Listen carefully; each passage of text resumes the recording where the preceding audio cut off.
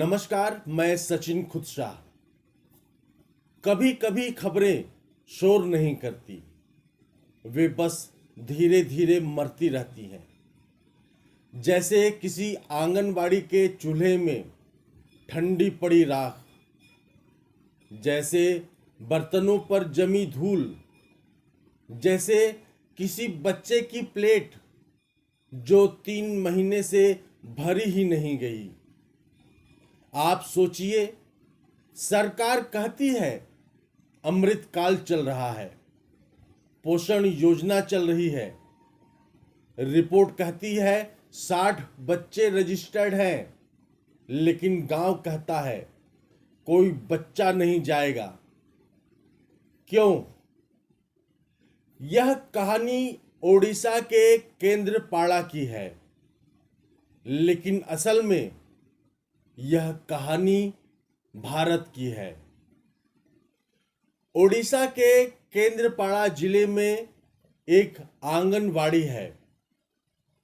सरकारी कागज में रोज खुलती है, हाजिरी रजिस्टर में बच्चे दर्ज है, चूल्हा भी जलता है, लेकिन 3 महीने से एक भी बच्चा आंगनवाड़ी में खाना खाने नहीं आया। क्यों? क्या खाना खराब है? क्या आंगनवाड़ी की इमारत टूटी हुई है? क्या बीमारी फैली हुई है?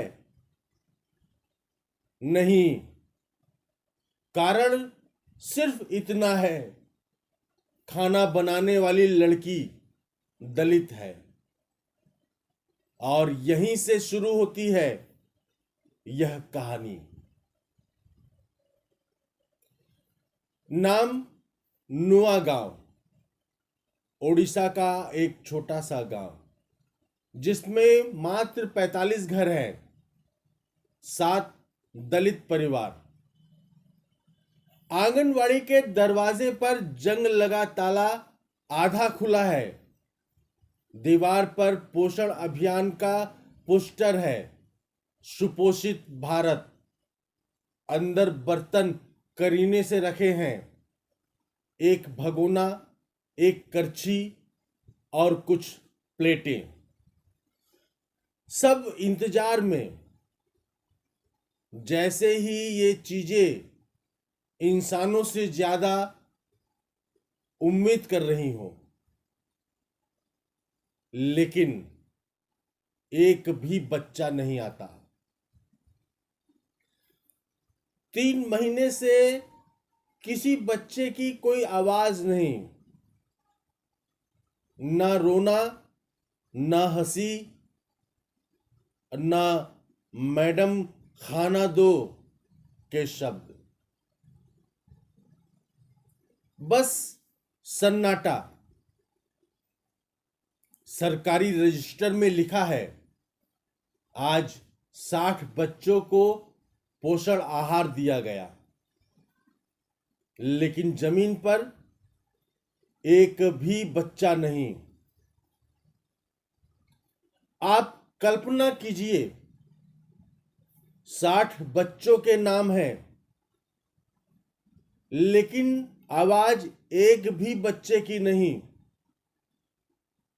यह सिर्फ खाली कमरा नहीं है, यह सरकारी वादों का कब्रिस्तान है। वह आंगनबाड़ी जो खुली मगर बंद रही।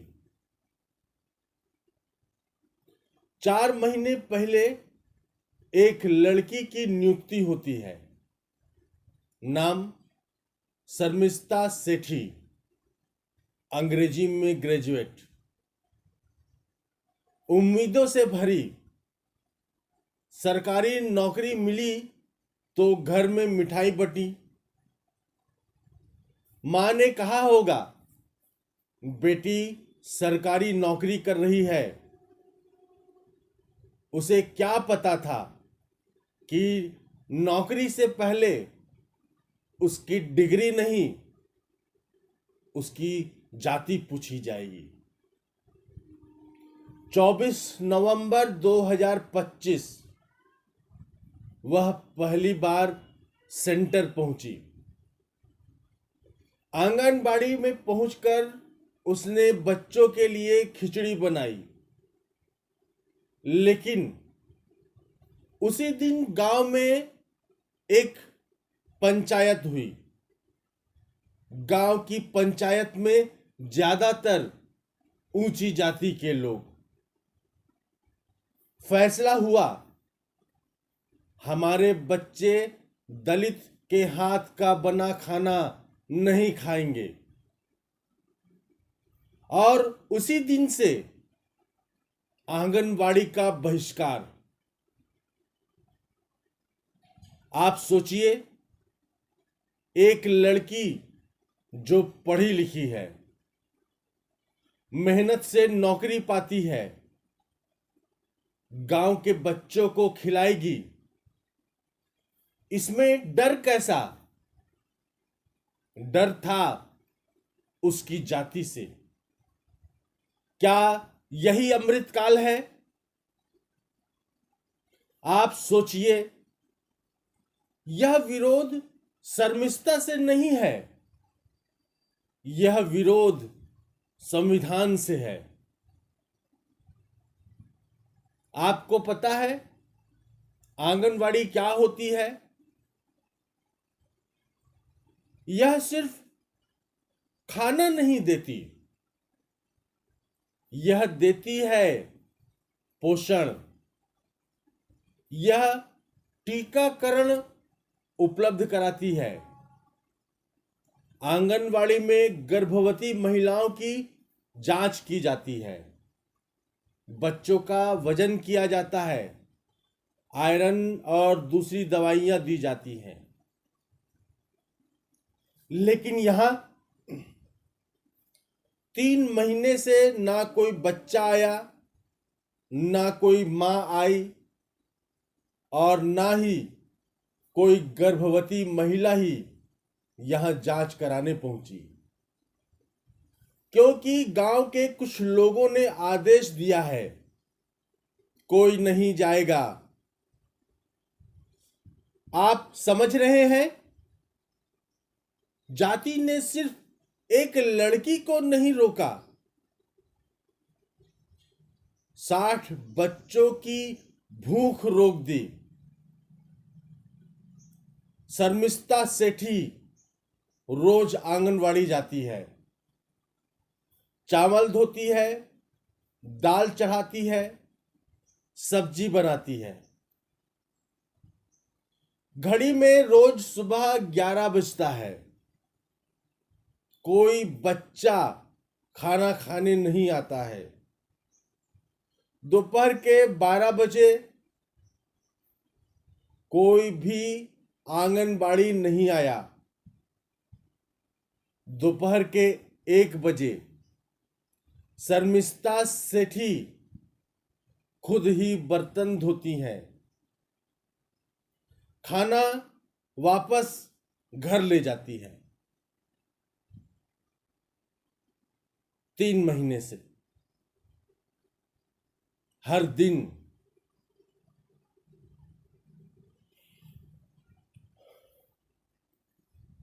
ये नौकरी नहीं है, ये रोज रोज का इंतजार है, और इंतजार से बड़ी कोई सजा नहीं होती। कल्पना कीजिए, कैमरा उनके घर में जाता है और वो धीरे से कहती हैं, पहले दिन ही बोले खाना मत बनाओ, बच्चे नहीं आएंगे, तुम्हारे हाथ का बना खाना नहीं खाएंगे। मैंने कहा ये तो मेरी नौकरी है, तो उन्होंने बच्चों को ही भेजना बंद कर दिया। उनकी आंखों में गुस्सा नहीं है, बस थकान है, क्योंकि लड़ाई नौकरी की नहीं है, लड़ाई इज्जत की है। बहुत लोग सोचेंगे दलित लड़की के साथ भेदभाव। हाँ है, लेकिन कहानी यही खत्म नहीं होती। सोचिए, कुपोषित बच्चे, गर्भवती महिलाएं बिना सप्लीमेंट लिए, टीकाकरण रुक गया, स्वास्थ्य जांच बंद हो गई। जाति ने सिर्फ सम्मान नहीं छीना, गांव का भविष्य छीन लिया। हमारे संविधान में लिखा है अस्पृश्यता खत्म, लेकिन गांव में अब भी प्लेटें जाति देखकर दी जाती हैं। सोचिए,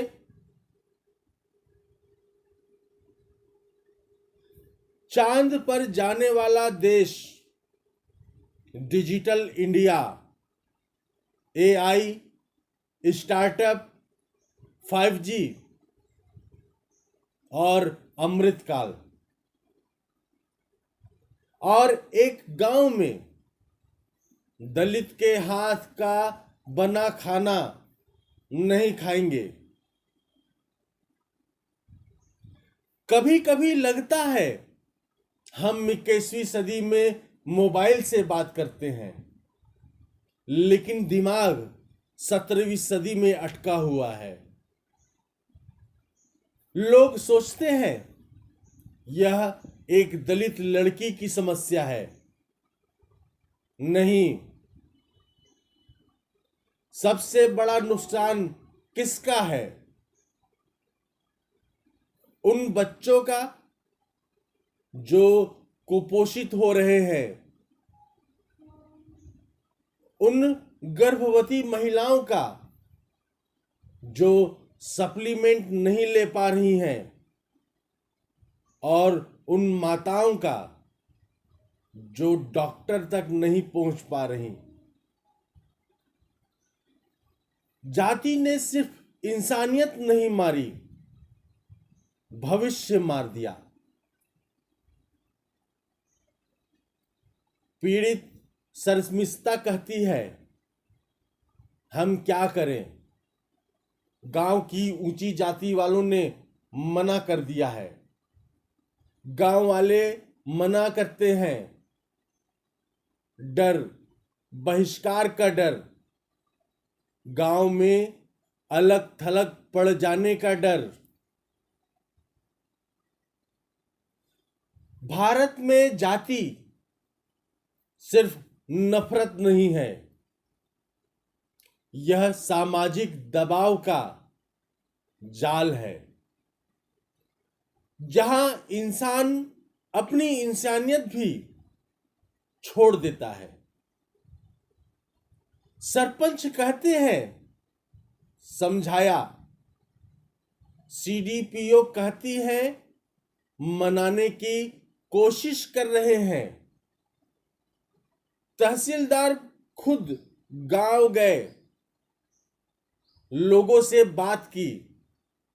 लेकिन सवाल है, 3 महीने से आंगनवाड़ी सेंटर बंद है, अब तक कोई कार्रवाई क्यों नहीं की गई? अगर इसी आंगनबाड़ी सेंटर में राशन घोटाला हो जाता और वह बंद होता तो जांच बैठती, लेकिन यह जाति वजह है, इसलिए सब धीरे चल रहे हैं। हम 5G की बात करते हैं, चंद्रयान की बात करते हैं, डिजिटल इंडिया की बात करते हैं, लेकिन क्या हम यह कह सकते हैं कि हम इंसानियत में भी अपग्रेड हुए हैं? अगर एक दलित लड़की का बनाया हुआ खाना बच्चों को अशुद्ध लगता है, तो फिर संविधान किस किताब में रह गया?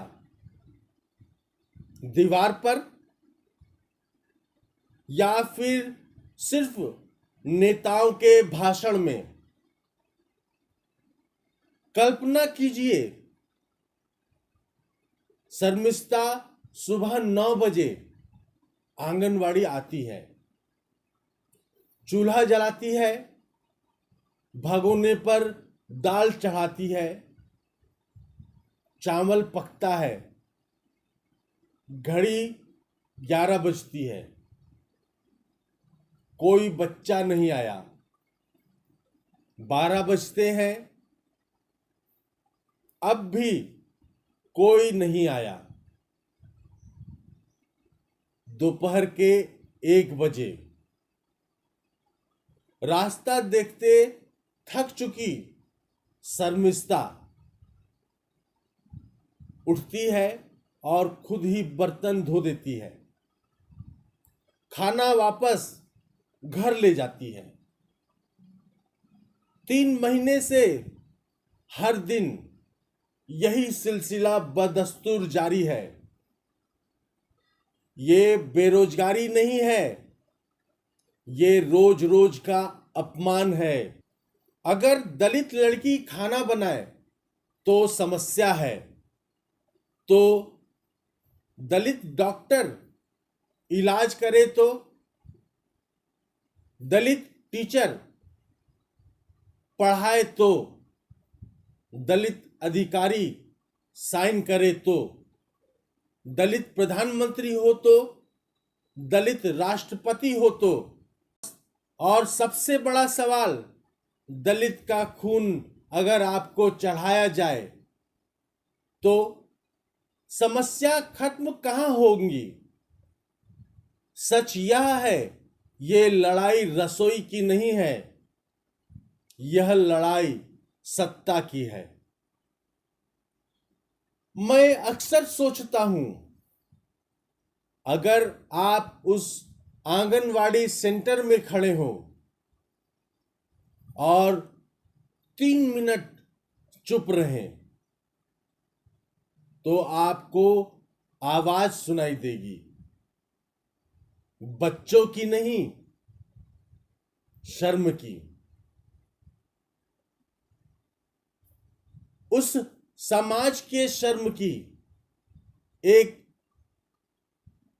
एक समाज की शर्म जो भूख से ज्यादा जाति को बड़ा मानता है। कभी कभी खबरें टीवी पर नहीं आती क्योंकि वे टीआरपी नहीं देती, उन पर कोई डिबेट नहीं होती।